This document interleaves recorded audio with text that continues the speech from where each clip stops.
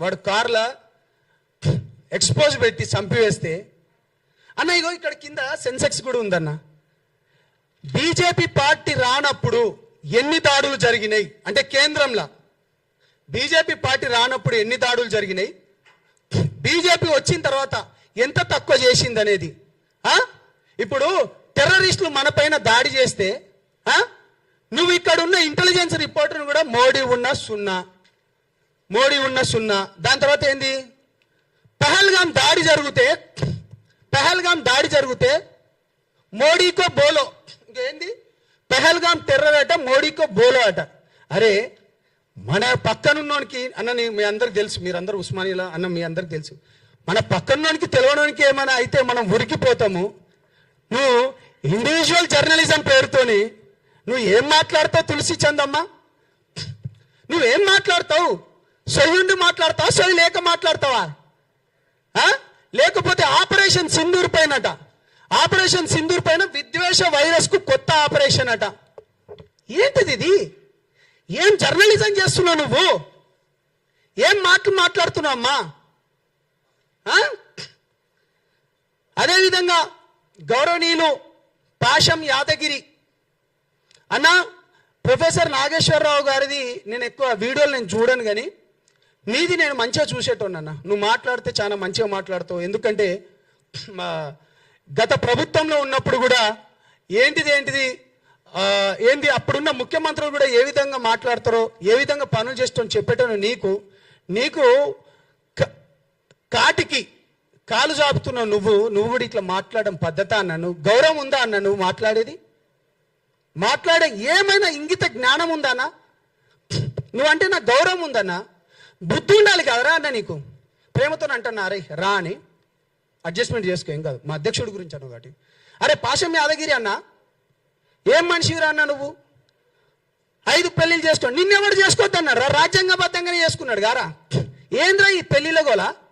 ప్రతిసారి ముండా కొడుకులకు అరే మొగోడు చేసుకున్నారా పై బాజాప్తగా చెప్తున్నా, తెలంగాణ ముచ్చట్లే చెప్తానా. ఏంద్రా మీ బాధ? రాజ్యాంగం ప్రకారమే చేసుకున్నాడు. ఏనంటే 3 పెళ్లిళ్ళు. అరే వేషాలు వేసేటోళ్ళు, బూడిదలు పూసుకునేటోళ్ళు నీకు వద్దన్నమన్నా. తెలంగాణ ఉద్యమంలో నేను తెలంగాణ సినిమా ఆర్టిస్ట్ అసోసియేషన్గా నేను పనిచేసిన. నేను జనరల్ సెక్రటరీగా ఉన్నా. అనేక మందికి నేను కార్డ్స్ ఇచ్చిన. నేను రియాలిటీ షో కూడా చేసిన. మరి తెలంగాణ వచ్చినప్పుడు ఇదే రసమై బాలకిషన్ అన్న అప్పుడు ఒక మంత్రిగా ఉండేటోడు 7 ఎకర్ల మీటింగ్ కూడా జరిగింది. అప్పుడు నాగార్జున గారు, చిరంజీవి గారు కూడా వచ్చింది అనుకుంటా. దాని తర్వాత చాలా మంది హీరోలు వచ్చిండ్రు. తెలంగాణ ఆంధ్ర ప్రాంతం విడిపోయినప్పుడు ఇది మీకు తెలవాలి కాబట్టి చెప్తాను. ప్రతిసారి సినిమాలు మీవి, బూడిదలు మీ తెలవాలిరా భయ్. మీకు 300 కోట్లు ఉండే అప్పుడు తెలంగాణ మన తెలుగు ఫిలిం ఛాంబర్లో. అప్పుడు అది ఏపీ ఫిలిం ఛాంబర్ అని ఉండే. 300 కోట్లు ఉంటాయన్నా, మీకు తెలవాలి. నేను చెప్పిన, అరే మీరు 150 కోట్లు తీసుకోండి, మేము 150 కోట్ల లెక్క తీసుకుంటాం. అప్పుడున్న తేజాతోని, దాని తర్వాత ఇప్పుడు ఇతను ఉన్నాడు కదా రాణా వాళ్ళ ఫాదర్ పేరు సురేష్ బాబు, వాళ్ళతోని మాట్లాడుకొని మేము అప్పుడు ఒక స్కూల్ కూడా పెడదాం అనుకున్నాం. అరవింద్ గారితో కూడా నేను అప్పుడు మాట్లాడినా. అటువంటిది తెలంగాణ వచ్చిన తర్వాత నీ తెలంగాణ వచ్చింది, అయిపోయింది. మరి ఎవడు విడగొట్టలే? మరి దాన్ని ఎవడు తీయలే? మరి ఇప్పటిదాకా 13 ఏళ్ళు అయింది. ఒక ఫిలిం ఛాంబర్ ఏమైనా ఉందా? రసమై బాలకిషన్ అప్పుడు అన్నాడు, తెలంగాణ వచ్చింది, అయిపోయింది, ఇంకేం లేదు. బుద్ధి ఉండాలిరా, తెలుసుకోండి. మేము కొట్లాడినాం.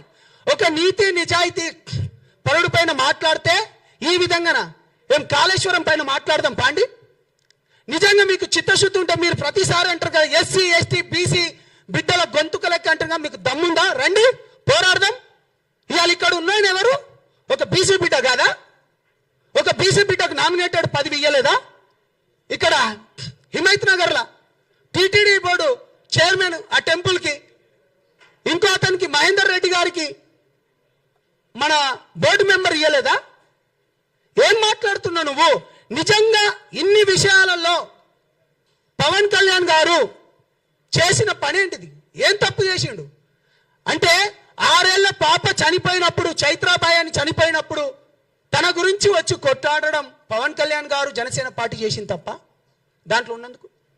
లేకపోతే ఎల్బీ నగర్లో లక్ష్మీబాయి అనే ఒక ఆడబిడ్డను పోలీసులు విచక్షణ పేరుతో తీసుకుపోయి ఎగగొట్టుడు. అప్పుడు మీ ఛానలే వచ్చినాయి ఎక్కువ. అది మాట్లాడడం తప్ప? అది చేసినాం, మేము పోరాడినాం.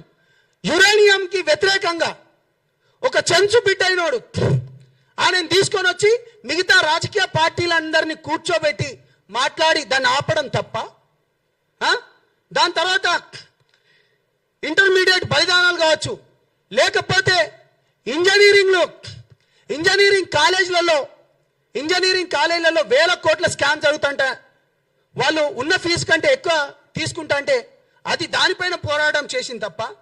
లేకపోతే తులసిచంద్ గారు మొన్న మీరు మంగ్లీ కేసు 9 మంది చనిపోయినరు, మీరు మంగ్లీని తీసుకొని వచ్చి ప్రెస్ మీట్ పెట్టిండ్రు, పాడ్కాస్ట్ చేసిండ్రు, కానీ బాధితులను తీసుకొని వచ్చి చేసినావా అమ్మా నా బంగారు బిడ్డ?